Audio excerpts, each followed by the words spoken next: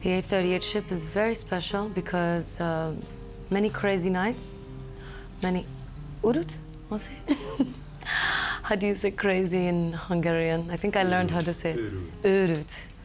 That's the only word I know. Well, I know another one, but it's a bad word. So many crazy nights, audience, very wild and very savage. I love it. And also, the most important thing is walking along the Danube after the concert, crossing the bridge. Very special for me. I'll tell you why later. We were so far, far from everyone. I've been doing, now that I'm doing my show, I thought because I have a history with Nouvelle Vague of covers, I thought maybe I should add one cover to my, because it's nice to show people how you interpret a cover. And I chose to do a cover that is not a Nouvelle Vague, but it is a connection to my history with Nouvelle Vague. So I've been doing Golden Brown by the Stranglers. Maybe I'll do that tonight. But mostly it's only my songs, the collection of songs that I've had since I started touring with Nouvelle Vague. I had a lot of time to write on the airport and in the hotels. And actually one song is inspired by this river right here, which I'm playing tonight. It's called Serenade for Dogs and Mermaids. And it's about the Blue Danube. And I remember walking home one night after a concert. I was a little bit drunk.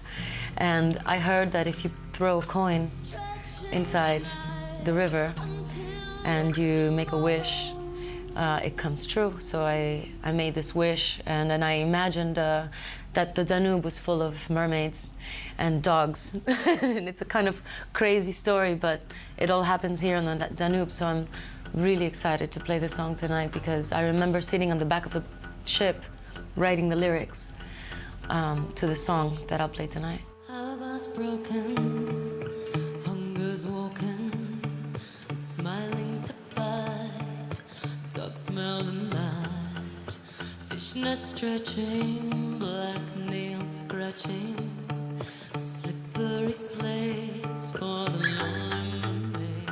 My background is Latin. I'm from Cuba, originally from Havana, and I grew up with Cuban music and bossa nova, but I also grew up in America. So when I was 15 years old, I was completely into Joy Division and into Susie and the Banshees and Bauhaus. And so these songs were part of my life as much as Latin music was a part of my life. So it was like a perfect combination of what I came from, which is a Latin background, growing up in a kind of new wave, Renaissance, Morrissey, the Smiths. I mean, I know every lyric.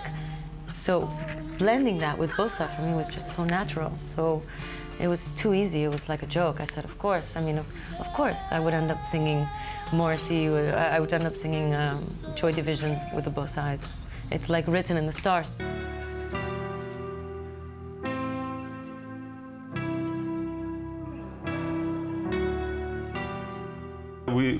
We're from Berlin. We're just basically producers, musicians, and we started this project like 2 years ago, and just we're searching for good songs and for great singers and special talents, and came across this person. I heard that Kilian and Joe was going to Stockholm, where I live, and they were looking for singers and songwriters. So we had a session together, and actually the first song we wrote was Suburbia. And I keep digging claws into the wall.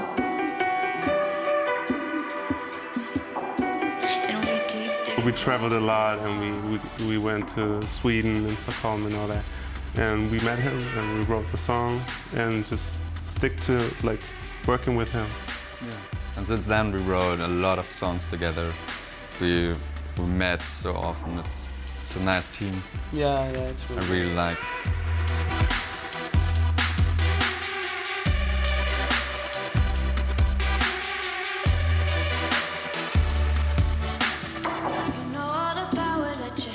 I've practiced a lot of singing. I started singing when I was 5 years old in a choir, in a classical choir. And since then I've sung like every day basically, and trying all different styles. So I'd say like the the secret recipe for a good voice is basically like practicing. And when it comes to like doing studio takes and live vocals, then it's more about letting go of your technique and focusing more on like the feeling you want to give to people, basically. So it's a mix of practice, technique, and feeling. But when you're on a live stage or in front of the microphone, I'd say 100% feeling with all the technique in your back, basically. The most important thing is to have that voice. Yeah, I could practice like my whole life and I would sound crap because I don't have the voice for singing. But I also think you build up your voice during the time. I mean, I've sung for a long time. If you would have sung since you were like 5 years old, I think you would be a good singer because you have the like musicality inside yourself. So.